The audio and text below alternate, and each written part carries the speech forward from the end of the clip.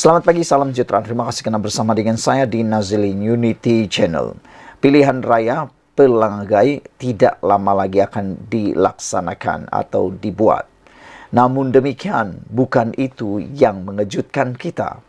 Menurut sumber, akan ada rombakan kabinet selesai atau seusai PRK pelanggai.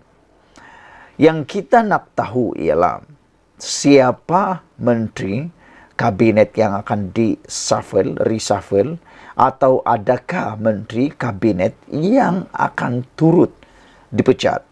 Dengan kata petik dipecat kerana ditukar oleh orang lain.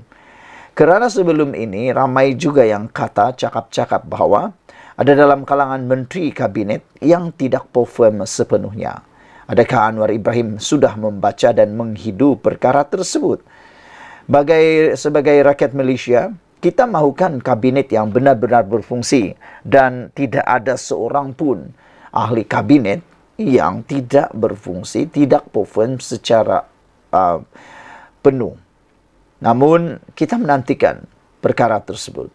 Spekulasi rombakan kabinet akan dibuat oleh Perdana Menteri Datuk Seri Anwar Ibrahim bertiup kencang dan ia dijangka berlaku seusai pilihan raya kecil pelanggai pada 7 Oktober ini. Menurut satu laporan media yang memetik kata-kata pemimpin DAP yang enggan dinamakan, Anwar akan menilai prestasi calon gabungan Pakatan Harapan BN sebelum membuat rombakan kecil di dalam kabinet. Saudara-saudara sekalian, saya setuju kalau ada rombakan dibuat. Kerana mungkin ada keperluan bagi menguatkan lagi jentera pentadbiran Kabinet Anwar Ibrahim. Supaya mana-mana yang tidak perform dapat digantikan dengan segera. Jangan ditunggu sehingga bertahun-tahun. Dan selain daripada itu, ia juga menjadi penanda aras kepada menteri-menteri yang lain, kabinet-kabinet yang lain, supaya lebih bekerja keras. Kerana mereka sedar, kalau mereka tidak perform, kalau mereka goyang kaki, kalau mereka hanya duduk-duduk dan tak membuat kerja dengan sepenuh hati, all out, maka mereka juga berpotensi untuk ditendang daripada kabinet tersebut. Tindakan ini sebenarnya satu tindakan yang amat bijak daripada Anwar Ibrahim, supaya ia memberikan isyarat jelas kepada semua menteri, ahli kabinet, KSU maupun ketua-ketua yang besar di mana-mana kementerian supaya mereka alert dengan isyarat bahawa kalau tak perform lebih baik tinggalkan jawatan tersebut. Itu isyarat yang mungkin ingin disampaikan jelas oleh Datuk Seri Anwar Ibrahim. Apa pendapat anda semua? Adakah anda juga sependapat dengan saya untuk berfikir secara positif seperti itu? Menurut sumber ini, usaha rombakan ini tidak dapat dielakkan. Sementara itu, satu lagi laporan memetik sumber Jabatan Perdana Menteri berkata, rombakan akan termasuk penukaran ketua-ketua setiausaha di beberapa kementerian. Dengan selesainya pilihan raya negeri PRN di 6 negeri, kerajaan terus stabil berbanding propaganda dicanang Perikatan Nasional PN. Ini termasuk dukungan Sabah dan Sarawak terus kukuh. Perdana Menteri kini fokus kepada kerajaan untuk berfungsi melaksanakan dasar-dasar utama seperti RMK 12, Bajet 2024 pada Oktober, Polisi Tenaga dan Kos Sara Hidup. Oleh demikian, Anwar akan melakukan rombakan kabinet, KSU, anggota birokrasi, kaki tangan awam bahkan pejabat beliau sendiri, kata sumber tersebut. Sumber tersebut juga menambah rombakan dan akan dilakukan Anwar bagi memperkemaskan penambahbaikan dalam usaha komunikasi kerajaan. Misalnya, jentera bahan atau penerangan dilihat tertinggal berbanding Perikatan Nasional. Proses rombakan mesti disusunkan akan dilaksanakan dalam masa terdekat, kata beliau lagi. Saudara-saudara sekalian, sekali lagi saya nak minta pendapat anda semua.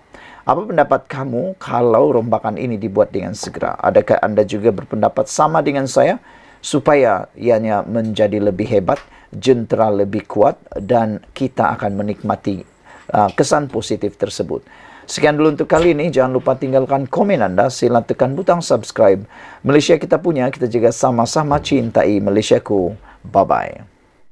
Selamat pagi, salam sejahtera. Terima kasih karena bersama dengan saya di Nazilin Unity Channel. Apa kabar semua? Anda pasti akan menyukai konten yang satu ini. Ini adalah tentang kemenangan besar yang kita tunggu-tunggu, penafian besar yang kita tunggu-tunggu, keputusan besar yang kita tunggu-tunggu daripada Anwar Ibrahim. Ini apabila seringkali Anwar Ibrahim dihina, dicaci, dimaki, bahkan dikaitkan dengan serangan yang paling jijik sekali, yaitu LGBT.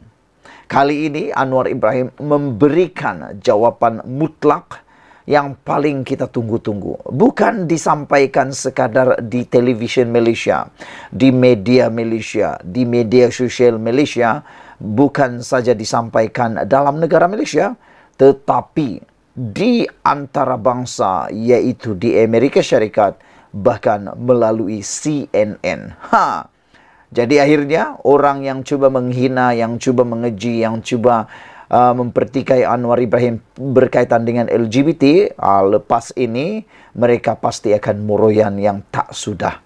Kerana terbukti Anwar Ibrahim melalui temu bual dan wawancara di Amerika Serikat yang disiarkan di CNN, Anwar Ibrahim tidak mengiktiraf LGBT. Kalau lepas ini ada lagi yang kata-kata kononnya dia mengiktiraf atau melindungi dan sebagainya, itu satu tindakan fitnah dan satu pembohongan yang luar biasa dan bolehlah dianggap melakukan dosa yang besar. Kerana Anwar Ibrahim kata dia tidak mengiktiraf LGBT, namun dia katakan elak berikan gangguan terhadap mereka. Perdana Menteri Datuk Seri Anwar Ibrahim menegaskan bahawa golongan LGBT tidak akan sama sekali diiktiraf di bumi Malaysia. Tahniah Anwar Ibrahim kerana memberikan keputusan muktamad sah daripada mulut beliau sendiri. Namun demikian, selain daripada beliau tidak mengiktiraf LGBT di bumi Malaysia, beliau tetap menghormati hak peribadi manusia itu sendiri. Apabila Anwar Ibrahim kata, elak ganggu terhadap mereka. Pada masa yang sama, kata Anwar Ibrahim, gangguan terhadap kumpulan ini perlu dielakkan sama sekali. Makna kata, kita tidak mengiktiraf, agama tidak mengiktiraf, bahkan kalau boleh kita nak mereka bertaubat dengan segera. Tetapi kalau itu ada, jangan diganggu, kata Datuk Seri Anwar Ibrahim. Elakkan diganggu sama sekali. Undang-undang baik untuk Muslim dan bukan Muslim, termasuk Hindu dan Buddha, mempunyai konsensus tidak menerima ini di negara ini, kata Datuk Seri Anwar Ibrahim. LGBT, aksi mereka di tempat awam terbuka, tetapi apakah kita mengganggu mereka? Itu persoalan lain, kata Datuk Seri Anwar Ibrahim. Saya tidak menyokong usaha mengganggu mereka. Isu jam switch tiada dakwaan dibuat, tegas Anwar lagi. Beliau berkata demikian semasa diwawancara Kristen Amanpour di dalam rancangan Bual Bicara Amanpour yang disiarkan di CNN. Amanpour membangkitkan persoalan itu dalam konteks jam switch yang dirampas oleh Kementerian Dalam Negeri. Syarikat Jam Antarabangsa tersebut telah memfailkan semakan kehakiman untuk mencabar rampasan tersebut. Amanpour menyatakan kaki tangan syarikat tersebut diugut dengan hukuman penjara selama 3 tahun. Kata Anwar Ibrahim, saya tidak boleh mempertahankan kesemua tindakan pihak penguatkuasa. Adakah anda mahu melihat perubahan dalam tindakan penguatkuasaan? Tanya Amanpour. Kata Anwar Ibrahim, dia menjawab, tentu saya menghormati konsensus rakyat, tetapi ia tidak boleh dilihat sebagai gangguan, kata Anwar Ibrahim. Amanpour kemudian berhujah bahawa perbuatan liwat membawa hukuman penjara 20 tahun dan Anwar sewajarnya sensitif terhadap perkara tersebut, memandangkan beliau sendiri berdepan dan dipenjarakan di atas tuduhan tersebut. Anwar Ibrahim kata, ya, saya telah pun menyatakan kita perlu menyemak semula undang-undang, kata beliau. Ia tidak boleh disalahgunakan. Dalam kes saya, ia digunakan untuk pendakwaan terpilih politik, kata Anwar Ibrahim. Akhirnya, kita perlu menghormati sentimen umum rakyat Malaysia. Adakah ini bermakna ada amalan tidak tanya, tidak jawab soal Aman Poh? Anwar Ibrahim jawab, kita memang perlu bertoleransi, tapi isu terhadap golongan LGBT ialah gangguan. Ia perlu dielakkan, kata Datuk Seri Anwar Ibrahim lagi. Itulah dia jawapan yang cukup lantang, cukup berani dan cukup luar biasa daripada Anwar Ibrahim. Bijaknya Anwar Ibrahim menengani media bukan saja di Malaysia tetapi media antarabangsa. Siapa kata Anwar Ibrahim adalah pemimpin yang tidak hebat? Dia adalah pemimpin yang terbaik setakat yang ada sehingga kini di Malaysia. Lihat saja kepada pemimpin-pemimpin yang lain, perdana yang lain, belum ada ataupun kalau ada pun belum sehebat Anwar Ibrahim. Dan lebih mengecewakan ada Perdana Menteri yang jangan kata nak berhadapan dengan CNN, nak berdepan dengan media Malaysia pun tak berani. Sekian dulu untuk kali ini. Jangan lupa tinggalkan komen anda. Sila tekan butang subscribe. Malaysia kita punya, kita juga sama-sama cintai Malaysiaku. Bye-bye. Selamat datang, salam sejahtera. Terima kasih kerana bersama dengan saya di Nazlin Unity Channel. Ini isu yang paling hangat dan paling menarik sekali sepanjang hari ini. Pertama sekali ialah apabila Anwar mengatakan reformasi tidak mati. Kerana seringkali kebelakangan ini, Datuk Seri Anwar Ibrahim bahkan parti Gabungan Pakatan Harapan diejek dan dicemu khususnya oleh Khairi Jamaluddin juga apabila beliau mengatakan bahawa reformasi kini berubah kepada reformati. Namun demikian, yang menghairankan analisis politik dan juga akar umbi Pakatan Harapan ialah mereka bertanya sejauh mana Khairi Jamaluddin memahami reformasi yang dibawa oleh Parti Pakatan Harapan. Kenapa tiba-tiba Khairi Jamaluddin bercakap tentang reformasi, kata mereka. Apa hak Khairi Jamaluddin untuk bercakap tentang reformasi, kata mereka lagi. Perdana Menteri Anwar Ibrahim berkata, hakikat bahawa ahli partinya sendiri bebas mempersoalkan dasar dan tindakan kerajaan adalah bukti jelas bahawa pentadbirannya tidak meninggalkan agenda reformasi yang dijanjikan selama ini. Beliau berkata demikian semasa menjawab soalan Christian Aman Poh dari CNN mengenai kritikan oleh ahli partinya sendiri, ahli Parlimen Pasir Gudang, Hassan Abdul Karim, yang mendakwa bahawa Anwar telah meninggalkan agenda reformasinya mengenai usaha membenteras rasuah. Lihatlah dari sudut positif, seorang ahli dari parti saya sendiri menyuarakan kritikan terhadap saya. Ia adalah proses yang sangat demokratik, kata Anwar Ibrahim lagi. Kritikannya mengenai isu itu, apa yang anda kira saya perlu lakukan? Adakah saya kemudian mengarahkan sahaja peguam negara supaya mengubah keputusannya? Kata Anwar Ibrahim. Ini menunjukkan Datuk Seri Anwar Ibrahim tidak sama sekali mencampuri urusan mahkamah maupun peguam negara.